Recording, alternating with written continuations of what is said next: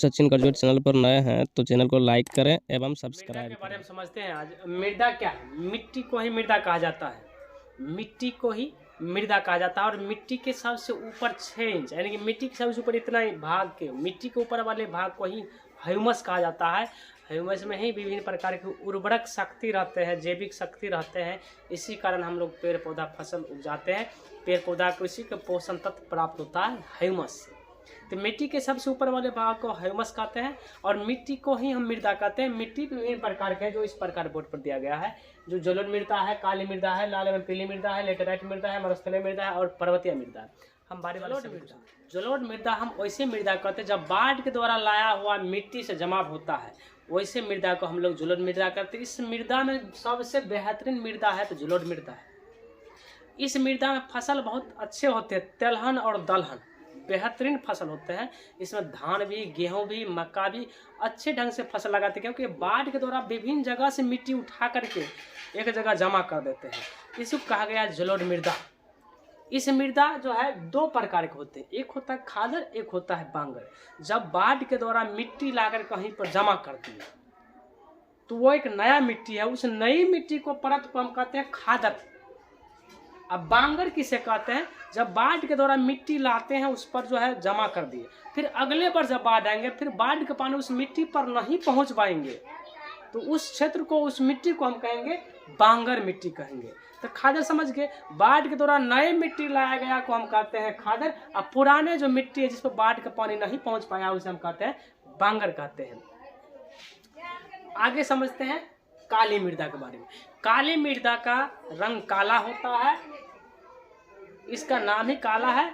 और काली मृदा का दूसरा नाम है रेगुर मृदा। काली मृदा में एल्युमिनियम के अंश होने के कारण इस मृदा का रंग जो है ना काला होता है। और इसका दूसरा नाम क्या है? रेगुर मृदा। ये VVI इंपॉर्टेंट, इसको ध्यान से समझिएगा। काली मृदा का दूसरा नाम है रेगुर मृदा। काली मृदा जो है इसमें कपास की खेती बेहतरीन होता है। और कपास से क्या बनता है आपको पता है? सूती कपड़ा जो कपास से ही बनता है, एक पौधा है।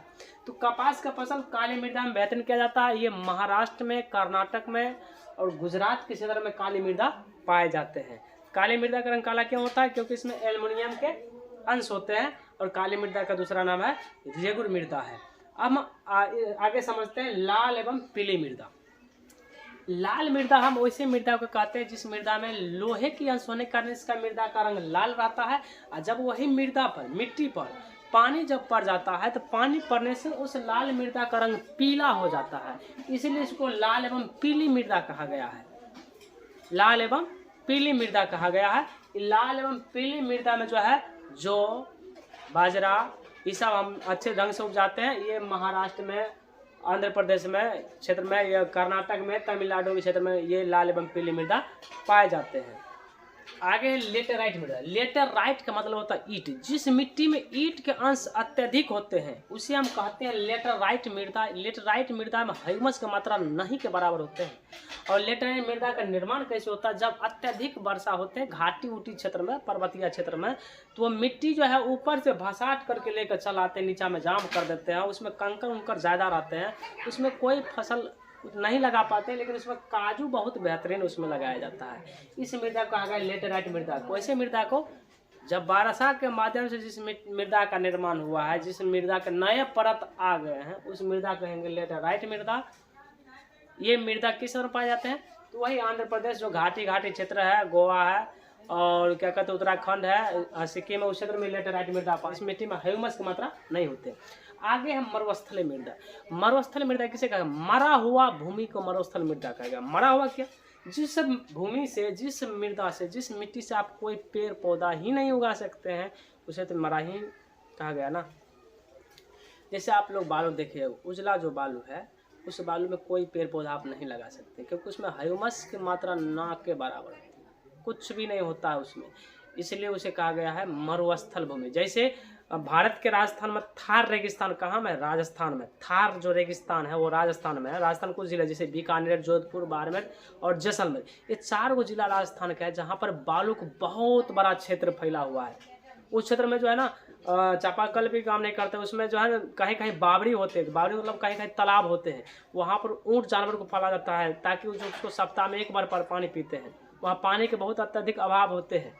तो उस मिट्टी में कोई फसल नहीं लगा सकते हैं, तो उसमें कहीं कहीं छोटा छोटा पेड़ पौधा उग जाते हैं, कटीले पेड़ पौधा। क्योंकि कटीले पेड़ पौधा क्या होता है कि उसका जड़ बहुत नीचे तक जाता है, और जहाँ ये मरुस्थलीय भूमि है वहाँ पर 4 फीट के बाद ही जो मिट्टी में रस प्राप्त होता है। यहाँ मक्का लगाइएगा तो इतना ही मक्का तो होगा, मक्का के दाने खत्म हो जाएगा, गेहूँ होगा नहीं है, जो होगा नहीं है, बाजरा होगा, कुछ भी नहीं। तो जिस पेड़ पौधा का जड़ 4 फीट से नीचे जड़ जाता हो वही पेड़ पौधा उसमें लगा सकते हैं। तो कटीले पेड़ पौधा कहीं जब जो है 4 फीट से नीचे तक जाता है, इसलिए मरुस्थलीय क्षेत्र में जो है कटीले पेड़ पौधा ही लगे। जैसे बबूल हो गया, बबूल के अलावा जलेबी हो गया, उसके बाद बेल हो गया, ऐसे टाइप के जो है ना नागफनी, ये सब टाइप का जो है ना वो वहाँ पर पेड़ पौधा लगाया जाता है। तो मरुस्थलीय भूमि समझ गए, जहाँ पे मरा हुआ भूमि को मरुस्थलीय भूमि कहते हैं। जैसे उजला बालू थार रेगिस्तान कौन भूमि है? मरा हुआ भूमि है। ये सबसे अधिक भारत में गुजरात, राजस्थान में और गुजरात में पाए जाते हैं। इस मृदा में कटने के आगे है पर्वतीय मृदा। पर्वतीय मृदा हम वैसे मृदा कहते हैं जहाँ पर्वत, पहले समझते हैं पर्वत 2 प्रकार के होते हैं, एक मरा हुआ पर्वत, जिंदा। जिंदा पर्वत कैसे कहते हैं? जिस पर्वत में जो है पानी जो है जम जाते हैं, मतलब 0 डिग्री सेल्सियस पर पानी जम जाता है, 100 डिग्री सेल्सियस पर पानी खदकता है। जब आप खाना बनाते होइएगा तो खाना बनाते समय पानी खदकता है। जब पानी खदकता है तो समझ लीजिए उसका तापमान कितना है? 100 डिग्री सेल्सियस है। और जब पानी बर्फ बन जाता है, जो आप कुल्फी खाते हो, तो कितने डिग्री पर जमता है? तो 0 डिग्री सेल्सियस पर जमता है। जब पानी जम जाता है और जम करके पानी बढ़ने, मतलब पर्वत बढ़ने लगता है, तो उसी को कहा गया है जिंदा पर्वत। अब मरा हुआ पर्वत उस पर्वत कहते हैं जिसमें मिट्टी का अंश होता है, नहीं बढ़ता है नहीं घटता है। तो उस मिट्टी को, पर्वतीय मिट्टी को कहा गया है पर्वतीय मृदा। उस मृदा में कौन फसल लगाते हैं? चाय और कॉफी। तो जिस क्षेत्र में, जिस राज्य में जो है ये पर्वत है, उसी को कहा गया पर्वतीय मृदा कहा गया। उसमें सीढ़ीनुमा क्षेत्र में, जैसे ऐसे पहाड़ है, इसको जाने सीढ़ी की तरह ऐसे बनाया जाता है, फिर ऐसे बनाया जाता है ताकि जो बारिश पानी होंगे तो धीरे धीरे शाम में जो है सिंचाई होकर के नीचे गिरेंगे। तो उसमें कौन फसल लगाया जाता है? चाय और कॉफी। चाय और कॉफी कहाँ में लगाया जाता है? पर्वतीय मृदा में। क्यों लगाया जाता है? क्योंकि चाय और कॉफी एक जो रसेदार फसल है और घाटी क्षेत्र में अत्यधिक बराबर वर्षा होती रहती है, इसलिए जो है वहाँ पर चाय और कॉफी लगाते हैं। पर्वतीय मृदा समझ गए, जो पर्वत के क्षेत्र में पाए जाते हैं। धन्यवाद।